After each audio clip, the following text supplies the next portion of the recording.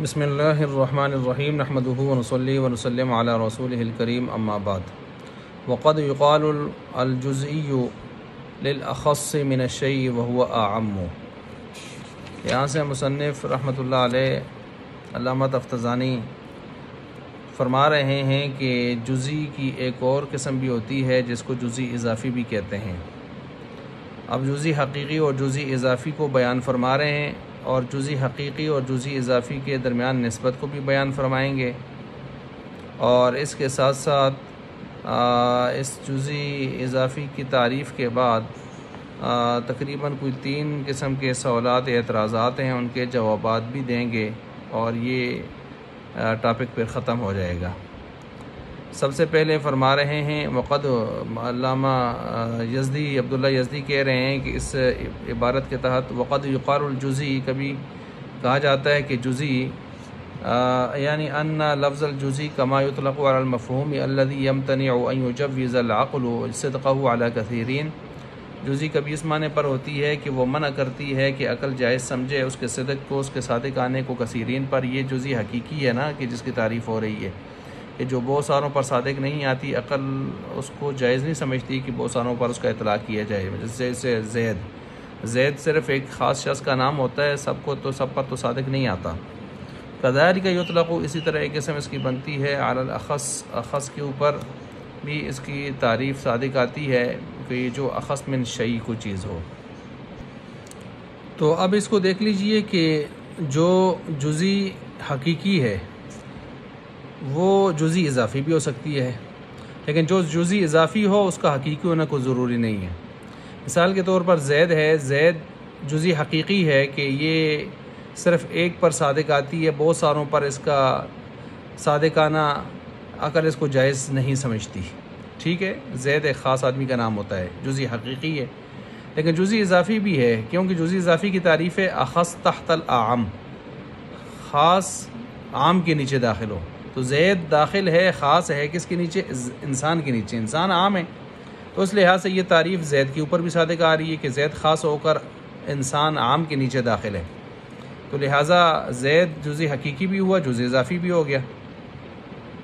لیکن ادھر سے جو جزئی اضافی ہے ضروری نہیں کہ وہ جزئی حقیقی بھی ہو۔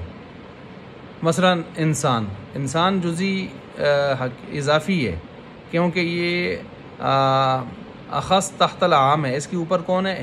حیوان اس سے زیادہ عام ہے، اور حیوان بھی جزئی اضافی ہے، کس کے اوپر؟ جو ہے جس میں نامی ہے وہ اس سے زیادہ عام ہے، اور اسی طرح اس کے اوپر جو ہے جس میں نامی وہ بھی جزئی اضافی ہے کیونکہ اس کے اوپر جس میں مطلق ہے، جس میں مطلق بھی جزئی اضافی ہے کیونکہ اس کے اوپر جوہر ہے۔ صحیح ہو گیا؟ اچھا، یہ جزئی اضافی ہو گیا اوپر کے لحاظ سے، ہر اخص تحت العام کی نسبت کے اعتبار سے۔ اب ذرا دیکھ لیجئے یہاں پر اخص کون ہے، عام کون ہے؟ تو یہ جو زید ہے نا جزئی حقیقی، یہ اخص ہے، اور یہ جو انسان حیوان وغیرہ ہیں جزئی اضافی جو ہے نا یہ عام ہے، عام مطلق ہے۔ اب کیسے ہے؟ مثال کے طور پر زید جو جزئی حقیقی ہے وہ صرف اپنے فرد پر صادق آتا ہے، دوسرے یعنی انسان کے تمام افراد پر صادق نہیں آتا، اور انسان جو جزئی اضافی ہے وہ جزئی اضافی اپنے افراد پر بھی صادق آتا ہے باقی سارے، اور زید پر بھی صادق آتا ہے جا کے۔ تو اس لحاظ سے جو جزئی اضافی ہے وہ عام ہوا، عام مطلق ہوا، اور اوپر والا جو زید ہے حقیقی، وہ جزئی حقیقی، وہ اخص مطلق ہوا۔ ایک اور لحاظ سے سمجھ لیں، انسان اپنی ذات کے اعتبار سے کلی ہے، اپنی ذات کے اعتبار سے کلی ہے، نوع ہے نا، کلی ذاتی ہے، اور اخص تحت العام کے لحاظ سے یہ جزئی اضافی ہے۔ تو ایک ہی چیز ہے جو کلی بھی اور ہے اور جزئی بھی اور ہے، لیکن زید صرف جزئی حقیقی ہے، بس وہ کلی کی طرف نہیں جا سکتا۔ اس لحاظ سے بھی آپ دیکھیں تو یہ جزئی اضافی جو ہے وہ عام بنتا ہے۔ 2 لحاظ ہم نے بتا دیے، ہاں ایک تیسرا لحاظ نکالیں تو بات الٹ بھی ہو سکتی ہے۔ مثلا زید جو ہے وہ جزئی حقیقی بھی ہے، جزئی اضافی بھی ہے، اور انسان وغیرہ جو ہیں وہ صرف جزئی اضافی ہیں، حقیقی نہیں ہے، تو اس لحاظ سے دیکھا جائے تو زید عام بنتا ہے، لیکن اس کا اعتبار نہیں کیا جائے گا۔ پہلے 2 صورتوں کا اعتبار کر لیں گے اور پھر ہم کہیں گے جزئی اضافی وہ عام مطلق ہے، اور جزئی حقیقی جو ہے وہ اخص مطلق ہے۔ یہ تو ہو گیا اصل مسئلہ۔ اب اس مسئلے کے ساتھ جو ہے تین اعتراض ہیں اور ان کے کیا ہیں جواب ہے۔ پہلا اعتراض یہ ہے کہ آپ کہتے ہیں کہ جو جزئی اضافی ہوتی ہے، ٹھیک ہے، تو مثلا انسان جزئی اضافی ہے، اور اوپر کیا ہے زید ہے، وہ جزئی حقیقی ہے۔ تو جو جزئی حقیقی ہوتی ہے وہ جزئی اضافی بھی ہوتی ہے، ٹھیک ہے، جس طرح آپ نے زید کی مثال دی ہے۔ تو ہم آپ کو دکھاتے ہیں جزئی حقیقی ہوگی، اضافی نہیں ہوگی۔ مثال کے طور پر لفظ اللہ، یہ جزئی حقیقی تو ہے لیکن جزئی اضافی تو نہیں ہے، یہ اخص تحت العام نہیں ہے۔ اس کا جواب یہاں پر شارح یہ دے رہے ہیں کہ ہم اس کا کم از کم درجہ لے لیں گے۔ کم از کم درجہ کیا ہے؟ مثلا واجب الوجود کا جو مفہوم ہے، کم از کم اتنا تو ہے نا کہ وہ عام ہے۔ کس لحاظ سے عام ہے؟ کہ واجب الوجود جو اللہ تعالیٰ کا لفظ اللہ ہے اور واجب الوجود ذات ہے، یہ کم از کم مفہوم یا شے یا امر کے تحت تو داخل ہے۔ مفہوم یا شے یا امر کے تحت تو داخل ہے۔ تو جب یہ داخل ہے تو گویا یہ واجب الوجود کا مفہوم عام ہوا، اور ان تین میں سے کسی ایک کے تحت داخل ہو کر ایک فرد کے طور پر گویا داخل ہو گیا۔ تو لہٰذا کم از کم درجہ ہم لے لیں گے اور اس اعتراض کو ہم ختم کریں گے۔ تو یہ اعتراض اور اس کا کیا ہو گیا؟ یہاں پر جواب ہو گیا۔ تو اب عبارت دیکھ لیجئے یہاں پر کہ وقد یقال الجزئی، اور کبھی کہا جاتا ہے جزئی، یعنی ان لفظ الجزئی، لفظ جزئی ہے کما یطلق، جیسے کہ اس کا اطلاق کیا جاتا ہے علی المفہوم، اس مفہوم کے اوپر الذی یمتنع ان یجوز العقل صدقه علی کثیرین، کہ یہ کہ منع کرے عقل جائز سمجھنے کو، اس کے صادق آنے کو بہت ساروں پر۔ کذالک، اسی طرح، یعنی یہ جزئی حقیقی کی تعریف کی ہے۔ کذالک یطلق علی الاخص، اسی طرح اس جزئی کا کبھی اطلاق ہو جاتا ہے کس کے اوپر؟ اخص من شیء، کسی شے سے اخص کے طور پر کوئی چیز ہو اس کے اوپر یہ جزئی اضافی کی تعریف کی ہے۔ فعلی الاول، پس پہلے تعریف کے طور پر، یقید بقید الحقیقی، اس کو جزئی حقیقی کی قید کے ساتھ ہم موسوم کریں گے، مقید کریں گے۔ وعلی الثانی، اور دوسری تعریف کے طور پر بالاضافی، اضافی کے طور پر کریں گے۔ والجزئی بالمعنی الثانی عام منہ، اور جزئی جو دوسرے معنی یعنی جزئی اضافی کے ساتھ آ جائے تو یہ عام ہو جائے گی، عام مطلق ہوگی۔ بالمعنی الاول، معنی اول سے وہ خاص مطلق۔ ابھی میں نے بتایا نا کہ جزئی اضافی جو ہے وہ عام مطلق ہوتی ہے، اور جزئی حقیقی کی ہوتی ہے اخص مطلق ہوتی ہے۔ اذ کل جزئی حقیقی، اس وجہ سے کہ ہر جزئی جو ہوتی ہے وہ حقیقی، کل جزئی حقیقی، وہ ہر جزئی حقیقی جو ہوتی ہے فهو مندرج تحت مفہوم عام، کہ وہ داخل ہوتی ہے کس کے نیچے؟ ایک مفہوم عام کے نیچے، یعنی انسان کے نیچے تو داخل ہوتی ہے۔ اور انسان اپنے افراد پر بھی صادق آتا ہے اور اس زید پر بھی صادق آ رہا ہے، کیونکہ زید اس کی ایک جزئی ہے۔ وَأَقَلُّهُ، یہ سوال اعتراض کا جواب ہے جو میں نے اعتراض اٹھایا تھا کہ جو لفظ اللہ جو ہے وہ جزئی حقیقی تو ہے، جزئی اضافی تو نہیں ہے۔ وَأَقَلُّهُ، اس کا جواب دیا جا رہا ہے کم از کم درجہ ہم لے لیں گے۔ کم از کم درجہ یہ ہے کہ لفظ اللہ یا واجب تعالی، واجب الوجود، یہ داخل تو ہے ان چیزوں کے نیچے، مثلا مفہوم کے نیچے، شے کے نیچے یا امر کے نیچے۔ تو اس کو ہم کم از کم درجہ، یہ بس ایک شرم چھپانے والا جواب ہے جو دیا گیا ہے۔ ولا عکس، اور اس کا عکس نہیں ہوتا۔ عکس نہ ہونے کا کیا مطلب ہے؟ یعنی جہاں جزئی اضافی ہو وہاں جزئی حقیقی بھی ہو، یہ نہیں ہوگا، ٹھیک ہے۔ جیسے انسان جزئی اضافی ہے تو یہ جزئی حقیقی تو نہیں ہے، ہاں جزئی حقیقی ہو، اضافی ہو سکتا ہے، وہ میں نے جیسے زید کی مثال دے دی ہے۔ قد یکون کلیاً، کیوں نہیں ہو سکتا بھائی ہر جزئی اضافی ہے جزئی حقیقی؟ اس لیے کہ یہ جزئی اضافی ایک طرف سے اوپر کی نسبت سے تو جزئی اضافی ہے، لیکن اپنی ذات کے اعتبار سے قد یکون کلیاً، وہ کلی ہے، جیسے انسان نوع اضافی کلی ذاتی ہے نا۔ کل انسان، جیسے کہ انسان بالنسبت الحیوان، اوپر حیوان کی طرف نسبت کرتا ہے، وہ جزئی اضافی ہے، لیکن اپنی ذات کے اعتبار سے کیا ہے؟ کلی ہے، نوع ہے، کلی ذاتی ہے۔ اچھا، اب یہاں سے جو وَلَكَ أَن تَحْمِلَ قَوْلَ، یہ ان تحمل قولہ، یہاں سے ایک اعتراض کا جواب دے رہے ہیں۔ دوسرا اعتراض گویا اس میں آ رہا ہے سبق میں، اور دوسرا اعتراض یہ ہے کہ تعریف جامع معنی ہونی چاہیے۔ جامع کا مطلب اپنے افراد باہر نہ جائیں، اور مانع کا مطلب باہر والے افراد اندر نہ آئیں، ٹھیک ہے۔ تو اب یہاں پر ہم دیکھ رہے ہیں کہ جزئی اضافی جو ہے، یا آپ جو یہاں پر کہہ رہے ہیں نا کہ جزئی جو آپ نے تعریف کی ہے، اس کی تعریف کی ہے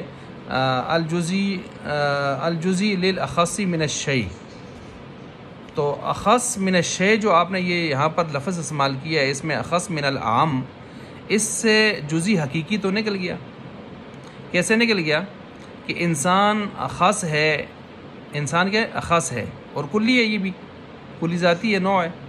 اور عام کو دیکھیں تو وہ حیوان ہے اس کے اوپر، اور وہ بھی کلی ہے، اور وہ جنس ہے، وہ بھی کلی ذاتی ہے، جنس ہے۔ تو دونوں طرف کلیاں آ گئی ہیں نا تعریف میں۔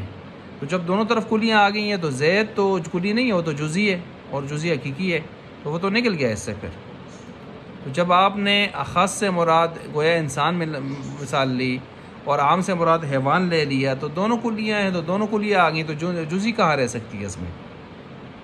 تو حالانکہ آپ نے خود کہا ہے پیچھے کہ جزئی حقیقی جو جیسے زید ہے وہ جیسے جزئی حقیقی ہوتی ہے، ایسے جزئی اضافی بھی ہوتی ہے۔ اور آپ نے جزئی اضافی کی تعریف میں اخص من العام جو لفظ استعمال کر دیا، اخص تحت العام، تو وہاں اخص اور عام دونوں کلیاں ہیں، تو پھر جزئی حقیقی اس کے اندر کیسے آ سکتی ہے؟ تو یہ جو آپ نے تفسیر بالاخص کی ہے، گویا اس سے مسائل پیدا ہو گئے ہیں۔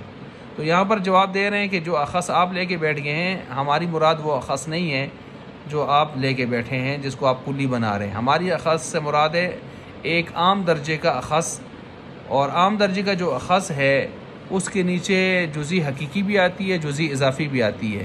تو ہم نے عام درجے کا اخص لیا ہے، عام درجے کا جب اخص لیا ہے تو اس کے نیچے کلی جزئی حقیقی بھی آ گئی اور جزئی اضافی بھی آ گئی، اور دونوں ہم نے اس کے اندر کیا کر دیے ہیں؟ شامل کر دیے ہیں۔ تو اب اس بات کو یہاں پر بیان فرما رہے ہیں، فرماتے ہیں وَلَكَ أَن تَحْمِلَ قَوْلَهُ، اور اسی طرح جو ہے جو آپ دیکھ رہے ہیں، وَلَكَ تیرے لیے جائز ہے، یہ یجوز لَكَ ان تحمل، یہ کہ تو حمل کرے قول اس کے اس قول کو، وہو عام علی جواب سوال مقدر، ایک جواب بنا کر سوال مقدر کا، کان قائلا کویا کہ کہنے والا کہتا، یقول کہتا ہے الخص علی ما علم سابقا، اخص وہ جو سابقہ ہم نے معلوم کر چکے ہیں جو کلی کے درجے میں، وہو الکلی، اور وہ کلی ہے الذی یصدق علی کلی آخر، جس کے اوپر دوسری کلی صادق آئے، یعنی انسان کے اوپر دوسری کلی حیوان بھی صادق آتی ہے، صدقا کلیا، صدق کلی کے اعتبار سے، ولا یصدق ہوا، اور نہ صادق آئے وہ علی ذلک الاخر، اس دوسری کے اوپر، یعنی انسان اپنے افراد پر صادق آتا ہے، دوسرے پر نہیں آتا، کذالک صدقا کلیا، اسی طرح صدق کلی یہ ہوگا۔ اچھا، والجزئی اضافی، اور اسی طرح جو جزئی اضافی لا یلزم، نہیں لازم آتی اس سے ان یکون کلیا کہ وہ کلی ہو، بل یکون قد جزئیا حقیقی، بلکہ وہ کبھی کبھی کیا ہوتی ہے؟ جزئی حقیقی بھی ہوتی ہے۔ تو یہ ہو گیا۔ اب یہاں پر پھر کہتے ہیں فتفسیر الجزئی اضافی، پس تفسیر جزئی اضافی کی جو تفسیر کی گئی ہے بالاخص اخص کے ساتھ، بہذا المعنی، اس معنی کے ساتھ، تفسیر بالاخص، یہ گویا کہ تفسیر بنتی ہے اخص کے ساتھ۔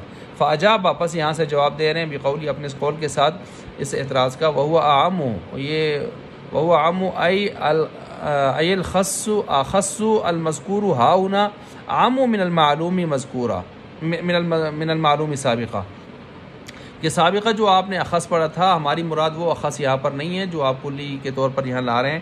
یہاں اخص سے مراد جو ہے عمومی درجے کا اخص مراد ہے، جس اخص کے نیچے جزئی حقیقی بھی آتی ہے اور جزئی اضافی بھی آتی ہے۔ گویا یہاں پر جو ہے ہم نے یہاں پر جو لیا ہے مراد اس سے، تو اس سے وہ اخص مطلق والا جو آپ نے اخص ہے وہ نہیں مراد لیا، اس سے ہم نے اس اخص سے مراد وہ اخص لیا ہے جس اخص کے نیچے کلی بھی داخل ہے اور جزئی بھی داخل ہے۔ تو جب کلی بھی داخل ہے، جزئی بھی داخل ہے، تو لہٰذا آپ نے جو کہا تھا جزئی نکلتی ہے اس سے، تو جزئی نکلے گی نہیں، بلکہ ہم نے عام مفہوم ایک اخص کا لیا ہوا ہے جس کے تحت کلی اور جزئی دونوں داخل ہیں۔ تو اب جو یہاں پر اعتراض ہو رہا ہے اس کو ذرا آپ سمجھیے کہ اس کے اندر کیا ہے۔ مثلا یہاں سے ہے وَمِنْهُ يَعْلَمُ أَنَّ الْجُزْءِ بِهَذَا الْمَعنَى عَامٌ مِنَ الْجُزْءِ الْحَقِيقِي، وہ یہ ہے کہ آپ نے یہ جو تعریف کی ہے نا، وَقَدْ يُقَالُ الْجُزْءِيُّ لِلْأَخَصِّ مِنَ الشَّيْءِ وَهُوَ أَعَمُّ، وَهُوَ یہ جو ہوا ہے، ہوا کدھر جا رہا ہے؟ ہوا پیچھے الجزئی کی طرف جا رہا ہے؟ نہیں، یہاں پر ہوا سے مراد ہے للأخص، اخص مراد ہے، اخص من الشیء مراد ہے۔ اچھا، آپ نسبت بیان کر رہے ہیں جزئی حقیقی اور جزئی اضافی کے درمیان، اور آپ نے یہاں پر اس کو لے گئے ہیں اخص کی طرف، یا اخص من الشیء، ہوا ضمیر کا مرجع بنا دیا اخص من الشیء، تو یہاں پر تو پھر ایسی صورت میں جزئی حقیقی اور جزئی اضافی کے درمیان میں نسبت بیان نہیں ہو رہی ہوگی۔ تو اب یہاں پر اس کا جواب دے رہے ہیں کہ ایسا نہیں ہے، بلکہ بات یہ ہے کہ ہم نے یہ جو ہوا ضمیر لوٹایا ہے اخص من الشیء کی طرف، اب یہاں پر الاخص من الشیء یہ بنے گا معرف، تعریف کروانے والا، اور اس کا معرف جس کی تعریف کی گئی ہے وہ ہے جزئی اضافی۔ تو گویا جزئی اضافی کی تعریف تو یہاں اس معرف سے سمجھ آ رہی ہے، اور جب اخص کو ہم نے لیا ہے عام مفہوم کے تحت، تو اس کے نیچے ہم نے کلی جزئی دونوں کو داخل کر دیا ہے، تو ظاہر بات ہے جب اخص من الشیء سے ہم نے جزئی اضافی کو معلوم کیا، اور اخص من الشیء یہ عام ہے تو اس کے تحت آنے والا جو جزئی اضافی ہے وہ بھی عام ہوگا، ٹھیک ہے؟ تو یہ تو اس سے واضح ہو گیا۔ لیکن جب جزئی اضافی آئے گا تو جزئی اضافی عام ہے، تو اس سے دلالتاً یعنی دلالت التزامی کے طور پر جزئی حقیقی بھی خود بخود صادق آ جائے گا، کیونکہ اس کے مقابلے میں اخص بن کر وہ بھی سامنے آئے گا۔ تو لہٰذا یہاں پر دلالت التزامی کے طور پر، یعنی جزئی اضافی اور جزئی حقیقی کے درمیان میں نسبت دلالت التزام کے طور پر یہ بات سامنے آئے گی کہ جب معرف عام ہے یعنی اخص من الشیء، تو اس کا معرف بھی عام ہوگا یعنی جزئی اضافی، اور پھر ادھر سے اخص کو ہم نے چونکہ عام مفہوم کے تحت لیا ہوا ہے تو جزئی بھی لے سکتے ہیں، تو لہٰذا جزئی کی حقیقی بھی اس کے تحت دلالت التزامی کے طور پر صادق آ جائے گی۔ تو اسی کے بارے میں فرمایا ان الجزئی بهذا المعنى عام من الجزء الحقیقی فیعلم بیان نسبت التزاما وهذا من فوائد بعض مشایخنا طاب اللہ ثراہ۔ فرماتے ہیں عبداللہ یزدی کے ہمارے بعض مشائخ کی طرف سے یہ بات ہمیں پہنچی تھی جو میں نے بیان کی ہے، طاب اللہ ثراہ، اللہ تعالیٰ ان کی قبر کو پاکیزہ بنا دے۔